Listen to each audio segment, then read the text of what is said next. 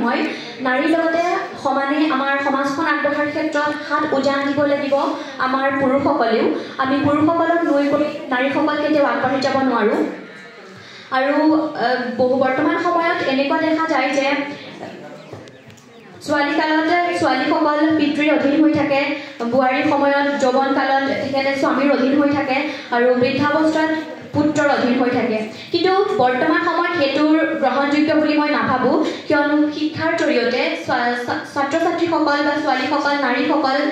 শিক্ষিত হ'ব পাৰে আৰু ইয়াৰ পিছতে মই ক'ব বিচাৰিছোঁ যে আমাৰ নাৰীসকলে যদি নিজকে শিক্ষিত কৰি গঢ়ি তুলিব বিচাৰে তেতিয়া নাৰীৰ ওপৰত হৈ থকা যি প্ৰতিবাদ সেই প্ৰতিবাদসমূহ সাব্যস্ত কৰিব পাৰে তেখেতসকল নিৰ্যাতিত হৈ নাথাকে আৰু মই এই ক্ষেত্ৰত ক'বলৈ এখন বনাই আনিছিলোঁ ইয়াত আছে educated girl C will change the world এগৰাকী শিক্ষিত ছোৱালীয়ে বা এগৰাকী শিক্ষিত নাৰীয়ে সমাজখন পৰিৱৰ্তন কৰিব পাৰে আমি সমাজখন পৰিৱৰ্তন কৰিবলৈ হ'লে প্ৰথমে আমি ঘৰখনৰ পৰাই আৰম্ভ কৰিব লাগিব আমি যদি বিচাৰোঁ যে আমাৰ সমাজখন পৰিৱৰ্তন হওক তেতিয়া আমি ডাইৰেক্ট সমাজখনলৈ আমি যাব নোৱাৰোঁ আমি পোনপ্ৰথমে আমি পৰিৱৰ্তন কৰিব লাগিব আমাৰ সমাজখন যদি আমাৰ ঘৰখনৰ ছোৱালীগৰাকী শিক্ষিত হয় সেই শিক্ষিত ছোৱালীগৰাকীয়ে ঘৰখনৰ পৰিৱেশটো সলনি কৰিব পাৰিব বুজাব পাৰিব নিজৰ মাক দেউতাকক পোনপ্ৰথমে তাৰপিছতে তেখেত সেই ছোৱালী সেই ঘৰখনত চাই তেখেতৰ যি ওচৰ চুবুৰীয়াখিনি শিক্ষিত হ'ব দেখিব যে এনেধৰণেই যে সেই ঘৰখন ইমানখিনি উন্নতি সাধন কৰিবলৈ সক্ষম হৈছে তেনেদৰে ঘৰখনৰ পৰা গাঁওখনৰ পৰা অঞ্চলটোৰ পৰা গোটেই সমাজখন তেনেদৰে পৰিৱৰ্তন সাধন হ'ব গতিকে ইয়াকে কৈ মোৰ ক'বলগীয়া দুআষাৰ সামৰণি মাৰিছোঁ আপোনালোকক কৈছোঁ যে আপোনালোকে ছোৱালীসকলক পঢ়াওক ছোৱালীসকলৰ ওপৰত চলি থকা যি অত্যাচাৰ যাতে তেওঁলোকে অন্যান্য স্থানীয় লোকসকলেও আৰু লগতে সহপ্ৰশিক্ষাৰ্থী হেমাক্ষীয়েও খুব সুন্দৰকৈ আচলতে নাৰী শিক্ষানো কি বা নাৰীয়ে কিয় শিক্ষা লাভ কৰিব লাগে এই বিষয়ে আচলতে কৈ থৈ গৈছে তথাপি মই থুলমূলকৈ মই এই কাগজখনত লিখি অনা কথাখিনিকে অকণমান আপোনালোকক বুজাই দিব বিচাৰিছোঁ মই ইয়াত লিখি আনিছোঁ যে প্ৰকৃত বিকাশৰ অন্তৰালত নাৰীক শিক্ষাত বিনিয়োগী কৰে এতিয়া মই যে তাত লিখি আনিছোঁ যে বিনিয়োগীকৰণ বিনিয়োগ শব্দটোৰ অৰ্থটো আমি যদি সাধাৰণ অৰ্থত বুজিবলৈ যাওঁ তেতিয়াহ'লে হৈছে কি যে আমি কোনো এটা কামৰ কাৰণে বা কিবা এটা ফল লাভৰ কাৰণে আমি যি কোনো এটা বস্তু যেতিয়া আমি খটুৱাওঁ মই এটা উদাহৰণৰ সহায়েৰে আপোনালোকক অকণমান সহজ কৰি দিব বিচাৰিছোঁ ধৰি লৈছোঁ আপোনালোকে যে খেতি বাতি কৰে সকলোৱে কৰে নহয় জানো আপোনালোকৰ নিশ্চয় সকলোৰে ঘৰে ঘৰে কৃষিৰ ব্যৱস্থা আছে সকলোৱে যে খেতি বাতি কৰে কিয় কৰে তাৰ পৰা আপোনালোকে যিকোনো ধৰণৰ ধৰি লৈছোঁ ধানেই খেতি কৰে যেনিবা তাৰ দ্বাৰা আপোনালোকে কি কৰে আপোনালোকে খোৱাৰ বাবেও আপোনালোকৰ সুবিধা হয় আৰু তাৰোপৰি সেয়া যদি আপোনালোকে বেচোঁ বুলিও ভাবে বিক্ৰী কৰোঁ বুলিও ভাবে তাৰ দ্বাৰা আপোনালোকৰ অৰ্থ উপাৰ্জন হয় গতিকে সেই ধৰণেৰে শিক্ষাও আচলতে তেনেকুৱা এটা বস্তুৱে আপোনালোকে নাৰী যদি শিক্ষা দিয়ে প্ৰকৃতাৰ্থত যদি আপোনালোকে শিক্ষিত কৰি তোলে তেতিয়াহ'লে আচলতে সমাজখন অতি সুন্দৰ হৈ পৰিব এতিয়া এনেকুৱা হোৱা দেখা যায় সমাজত বিভিন্ন ধৰণৰ নিয়ম নীতিসমূহ চলি থাকে কিছুমান নীতি নিয়ম মানিবলৈ মন যায় বা কিছুমান নাযায় এই কাৰণেই নাযায় কাৰণ সেই নীতি নিয়মসমূহ হয়তো আমাৰ অযুক্তিকৰ যেন লাগে উচিত নহয় যেন লাগে হয়নে বাৰু আপোনালোকৰ বিশেষকৈ মই মহিলাসকলক কৈছোঁ হয় চাগে গতিকে আপোনালোকে যদি শিক্ষা লাভ কৰে কাৰ্বিগাঁও গাঁওবুঢ়া মহোদয়কে প্ৰমুখ কৰি আজি সভাৰ গাঁৱৰ ৰাইজসকল লগতে আমাৰ কলিয়াবৰ শিক্ষা মহাবিদ্যালয়ৰ সন্মানীয় অধ্যক্ষ মহোদয়সকল আৰু লগতে মোৰ সহপাঠীসকল আজি আমি গম পাইছোঁ আমাৰ মূল উদ্দেশ্যটো হয়তো আপোনালোকে সকলোৱে গম পাইছেই আমাৰ মূল উদ্দেশ্যটো হৈছে গাৰ্লছ এডুকেশ্যন অৰ্থাৎ ছোৱালী শিক্ষা বা নাৰী শিক্ষা আমি প্ৰথমতে নাৰী শিক্ষাৰ কথা ক'বলৈ যোৱাৰ আগতে মই ক'ব বিচাৰিছোঁ নাৰী মানেনো কি নাৰী মানে হৈছে এক শক্তি দয়া ক্ষমা কৰুণা আৰু প্ৰেমৰ অধিকাৰী আৰু সেই সমূহ গুণ লৈ এগৰাকী নাৰী জন্ম হৈছে আমি যদি ক'বলৈ যাওঁ নাৰীক আমি বিভিন্ন নামেৰে ক'ব পাৰোঁ যদি কওঁ এগৰাকী নাৰী নিজৰ স্বামীক সহায় কৰা হিচাপে তেওঁক কোৱা হয় পত্নী এগৰাকী নাৰীক যদি আমি কওঁ তেওঁৰ সমাজৰ তেওঁ এগৰাকী আনন্দ কৰা বা আনক হহু তেওঁক খুৱাব ৰমণী লগতে আৰু ক'ম যে ধৰ্ম অৰ্থ কাম এই তিনিটা গুণৰ কাৰণে নাৰীক কোৱা হ'ব তিনিটা লগতে আমাৰ মূল হৈছে জন্ম দিয়া আমাৰ জন্ম দিয়াৰ বাবে আমি নাৰীক ক'ম আমাৰ জন্মদাত্ৰী বুলি কোৱা হয় এই সকলোবিলাকৰ নাম মানে গুণৰ উপৰিও নাৰীক আমি ক'ম যে এগৰাকী এটা শিশু সুব্যক্তিত্ব অধিকাৰী হিচাপে গঢ়ি তোলে এগৰাকী নাৰীয়ে হয়নে বাৰু হয় আমনি পাইছেনে আপোনালোকে মই বহুত বেছি নকওঁ অলপ কম আমি জানো যে এগৰাকী নাৰী যেতিয়া এটা শিশু জন্ম হয় তেতিয়া 24 ঘণ্টা শিশুটোৰ লগত এগৰাকী মাতৃ থাকে হয়নে আৰু সেই মাতৃগৰাকী হৈছে এটা শিশুৰ প্ৰধান শিক্ষয়িত্ৰী বুলি কওঁ স্কুললৈ যোৱাৰ আগতে অ আ ক খ বা আদি পাঠ শিকে এগৰাকী মাতৃৰ পৰাই মই এটা কোটেশ্যন লিখি আনিছোঁ ইয়াত লিখিছোঁ if you educated men you educate an individual but if you educate a woman you educate a nation ইয়াৰ জৰিয়তে মই এইটোৱে ক'ব বিচাৰোঁ যদি আমি এজন ব্যক্তিক যদি শিক্ষা দিওঁ বা এজন পুৰুষক শিক্ষা দিওঁ তেতিয়া এজন পুৰুষক শিক্ষা দিয়া হ'ব আৰু যদি আমি এগৰাকী মহিলাক শিক্ষা দিওঁ তেতিয়া 10জন পুৰুষ বা 10জন ব্যক্তিক শিক্ষা দিয়া হ'ব লগতে এখন সমাজক শিক্ষা আদৰেৰে আমি সম্ভাষণ জনাইছোঁ আপোনালোকক আৰু আমাৰ ৰাইজে এই কথাটো সচেতন হ'ব যে আমাৰ ওচৰতে বৃত্তিমুখী শিক্ষা আছে আৰু লগতে আপোনালোকে যিটো উদ্দেশ্য লৈ আহিছে আমাৰ গাঁওখনৰ কাৰণে খুবেই প্ৰয়োজন গতিকে আমি আহিলোঁ আৰু এটা কথা হ'ল যে এইখন গাঁৱৰ এতিয়াই নহয় মই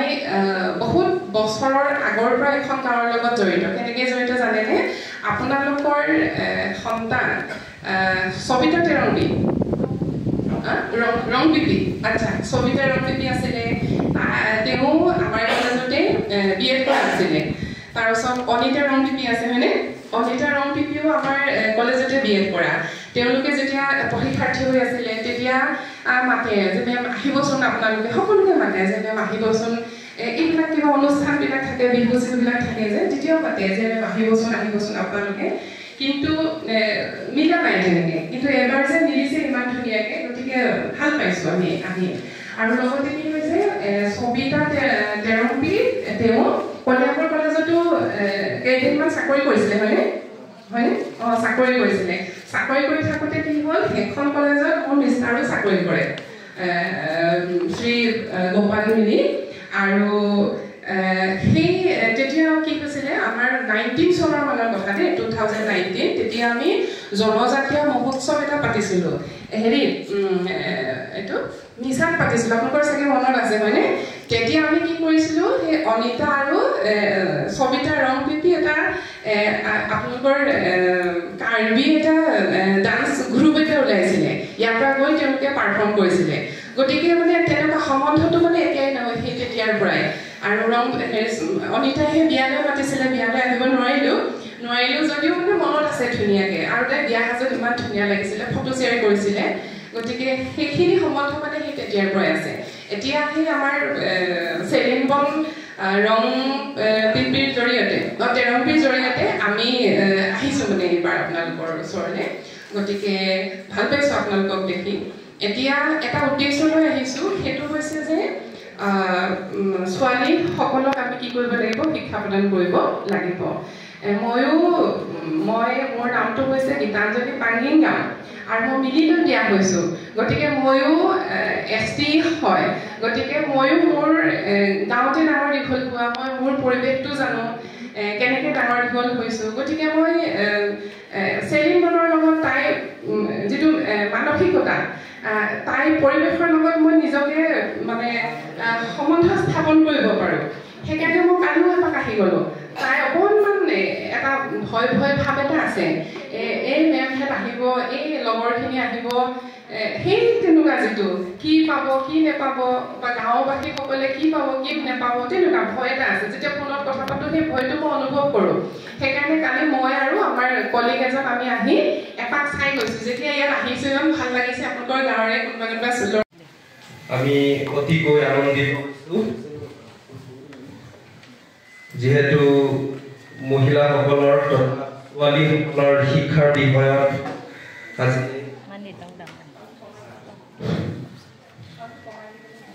আজি এই শিবিৰখন পতা হৈছে তাৰ বাবে আমি আমাৰ এইখন গাঁৱৰ পৰা অশেষ ধন্যবাদ দিছোঁ।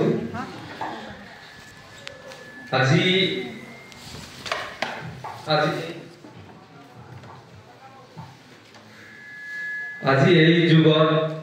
বৰ্তমান চলি থকা যিটো সময়ত ল'ৰাৰ যদি এখোজ আগলৈ আগবাঢ়িব পাৰে, ছোৱালীও তাৰ পিছে পিছে এখোজ আগবাঢ়ি গৈ আছে। শিক্ষা ক্ষেত্ৰত বা যিকোনো এখন কৰ্মক্ষেত্ৰই হওক, কাৰণ ছোৱালীসকলে যদি ভাল শিক্ষা গ্ৰহণ কৰি পেলাই ভৱিষ্যতে তেখেতসকলৰ যিটো আত্মনিৰ্ভৰ, অলপ আগতে আমাৰ হৈ গৈছে, ছোৱালীসকলে শিক্ষিত হ'লেহে এখন একোটা ঘৰত ল'ৰা ছোৱালী বা যিকোনো ক্ষেত্ৰই হওক ঘৰখন চলাই নিয়াৰ অতিকৈ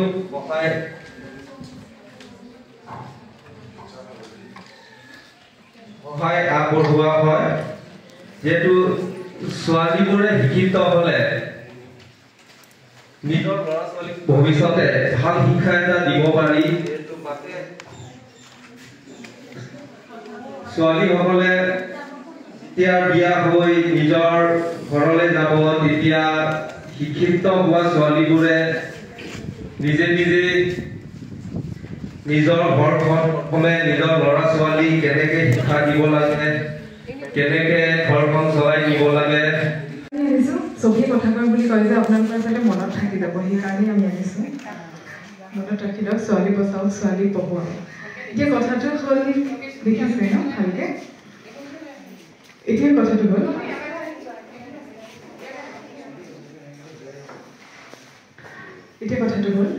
আপোনালোকে সকলোৱে জানে আমাৰ ভাৰতবৰ্ষৰ বৰ্তমানৰ প্ৰধানমন্ত্ৰী নৰেন্দ্ৰ মোদী ডাঙৰীয়া, তেওঁ যেতিয়া 2015 চনত প্ৰথম কাৰ্যভাৰ গ্ৰহণ কৰিছিলে, তেতিয়া তেওঁ শপত লওঁতে পোনপ্ৰথমতে কৈছিলে যে আমি মহিলাসকলক সুৰক্ষিত কৰিব লাগে। সুৰক্ষিত কৰিবৰ কাৰণে আমি মহিলাসকলক পোনপ্ৰথমতে শিক্ষা দিব লাগে। সেইকাৰণে তেওঁ কৈছিলে যে বেটী বচাও বেটী পঢ়াও, অৰ্থাৎ ছোৱালীসকলক আমি বচাব লাগে, ছোৱালীসকলক পঢ়াব লাগে। বচোৱাৰ অৰ্থটো এইটো যে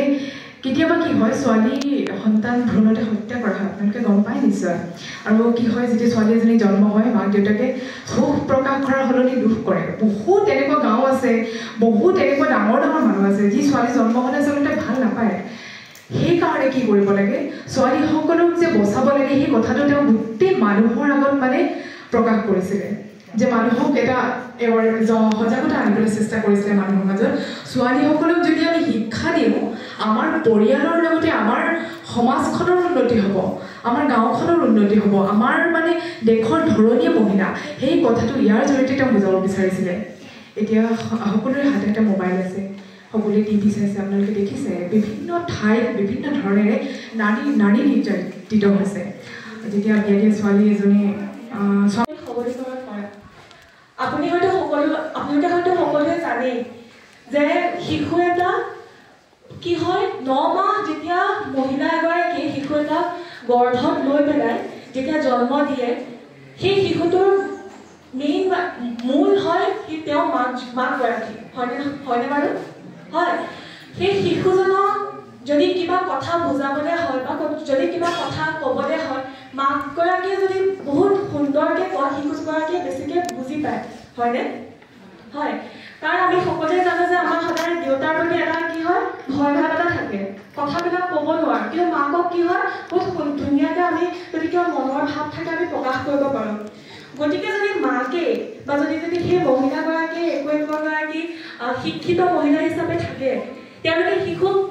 নিজৰ জীৱনত আগবঢ়াবলৈ বিভিন্ন ধৰণৰ কথা ক'ব পাৰে, বিভিন্ন ধৰণৰ উদাহৰণ দিব পাৰে, যাতে শিশুটিয়ে বা সেই নাৰী বা সেই ছোৱালীজনীয়ে নিজৰ জীৱনত শিক্ষা গ্ৰহণ কৰি ধুনীয়াকৈ আগবাঢ়ি যাব। গতিকে এইটোত মই এয়াই ক'ব বিচাৰিছোঁ যে নাৰী সকলোৱে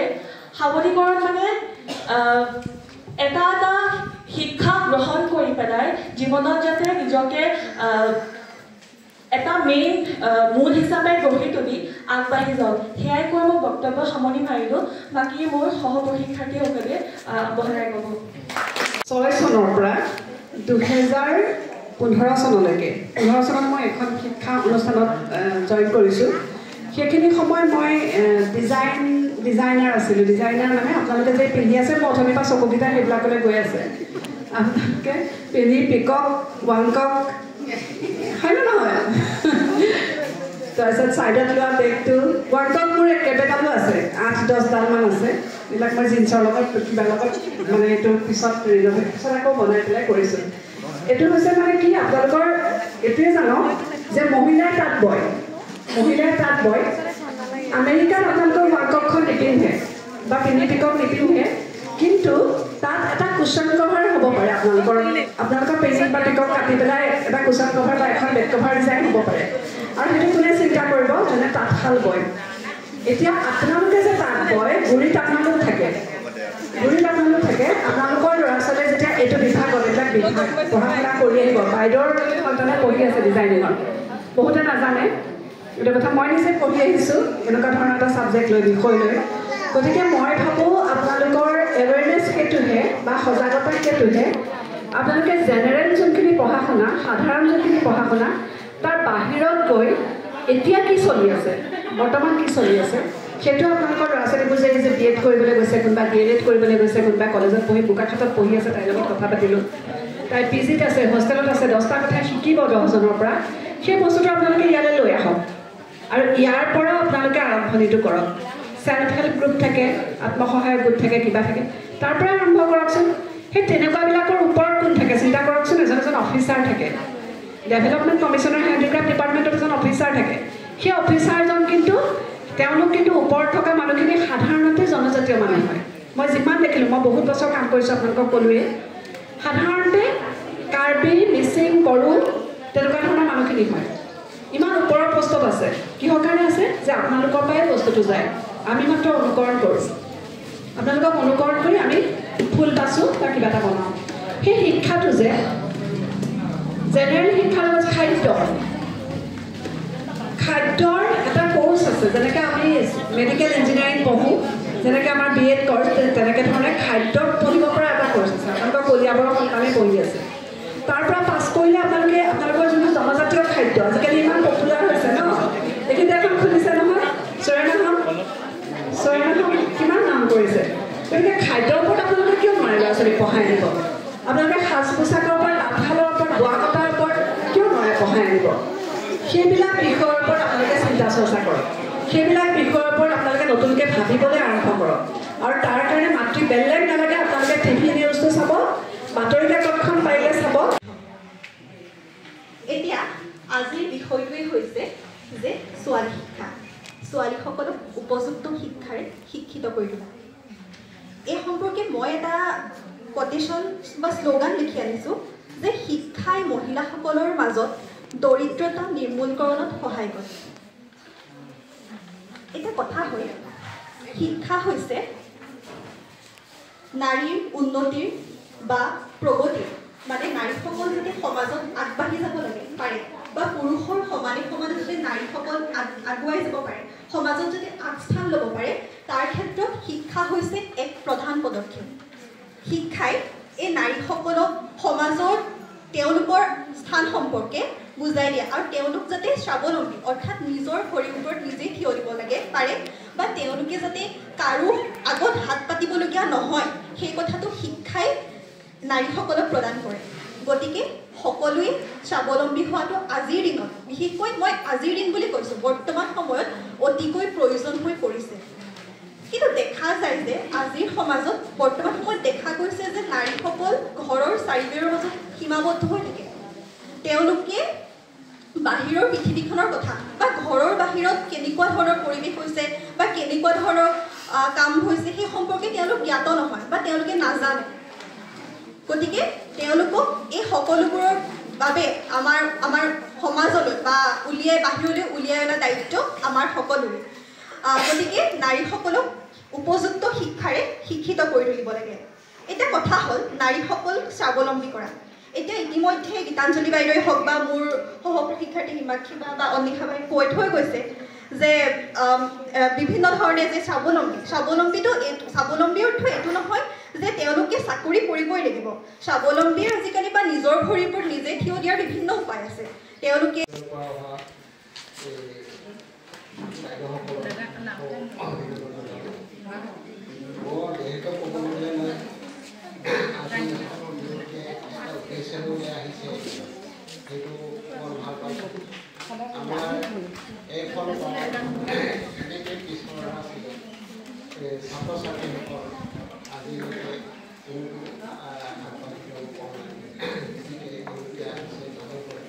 আমাৰ মাজত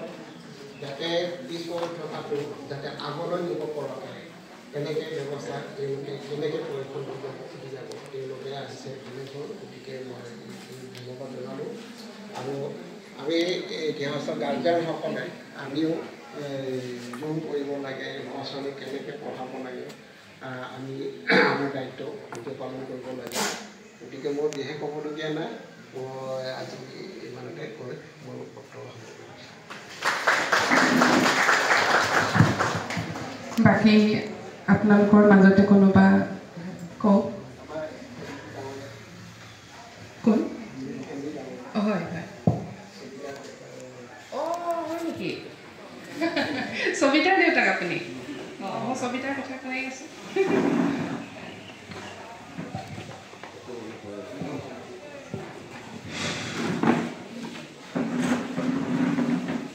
সন্মানীয় উপস্থিত সকল, লগতে কলিয়াবৰ মহাবিদ্যালয়ৰ পৰা অহা অধ্যক্ষ অধ্যক্ষাসকল আৰু ছাত্ৰ ছাত্ৰীসকল, বিশেষকৈ আজি উদ্দেশ্যটো খুব ভাল লাগিছে। কাৰণ মহিলা মানে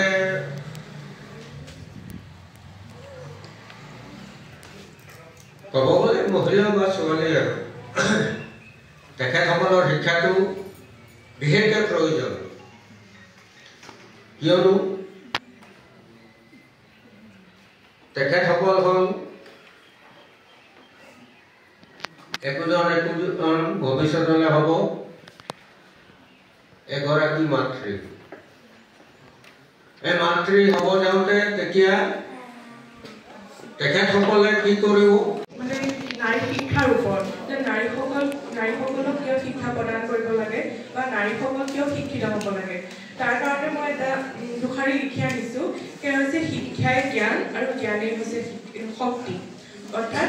জ্ঞানেই হৈছে শক্তি। যে জ্ঞানৰ অবিহনে আমি কেতিয়াও আগুৱাই যাব নোৱাৰোঁ বা আমাৰ জীৱন ধাৰণ প্ৰণালী হওক, আমাৰ জীৱনটো কেতিয়াও উন্নতি নহয় বা আমি আগলৈ অগ্ৰসৰ হ'ব নোৱাৰোঁ। তাৰ কাৰণে আমাক কি লাগিব? জ্ঞান লাগিব। আৰু বিশেষকৈ মই নাৰীসকলৰ ক্ষেত্ৰত কওঁ, ইয়াত লিখিছোঁ যে জ্ঞানেই শক্তি। জ্ঞানৰ অবিহনে আমি শক্তিশালী। অৰ্থাৎ জ্ঞানেই আমাক শিক্ষা প্ৰদান কৰে, জ্ঞানৰ জৰিয়তে আমি আগবাঢ়িব পাৰোঁ। সেয়ে যে মহিলাসকলে বিশেষকৈ জ্ঞান লাভ কৰাটো অতি প্ৰয়োজনীয়। প্ৰথম কথা হৈছে আমাৰ মনৰ দৃঢ়তা বা আত্মবিশ্বাস। মহিলাসকলে বিশেষকৈ মানে সদায় এটা ভয়ত জীয়াই থাকিব লাগে বা এটা ভয় মানে মনত এক শংকা থাকে সকলো ক্ষেত্ৰতে। বাহিৰতে ওলাই যাওঁতেই হওক, কিবা এটা কামত অগ্ৰসৰ হওঁতে হওক, যিকোনো ক্ষেত্ৰত যে মই নোৱাৰিম নেকি বা মই নাজানিম নেকি বা মোক কাৰোবাৰ সহায়ৰ প্ৰয়োজন হ'ব নেকি। কিন্তু জ্ঞান বা শিক্ষা থাকিলে আমাৰ সেই ভয়টো অন্তৰত নাথাকে। আমি যেতিয়া শিক্ষা লাভ কৰিম, আমি জ্ঞান লাভ কৰিম। জ্ঞান লাভ কৰিলে আমাৰ মনত দৃঢ়তা বাঢ়িব। আমি সাহসী হ'ম। যেতিয়া আমি সাহসী হ'ম, আমাৰ কোনো যেতিয়া ভয় নাথাকিব, আমি সুন্দৰকৈ আমি জীৱনত আগুৱাই যাব পাৰিম। বিশেষকৈ আমি কাৰো সহায় নোহোৱাকৈ কিছু কিছু ক্ষেত্ৰত যিসমূহ আমাৰ লিখা পঢ়া হওক, বিভিন্ন চৰকাৰী কামত হওক, বিভিন্ন মানে চৰকাৰী বিভিন্ন কৰ্মক্ষেত্ৰত আমি কাৰো সহায় ল'ব লগা নহয়।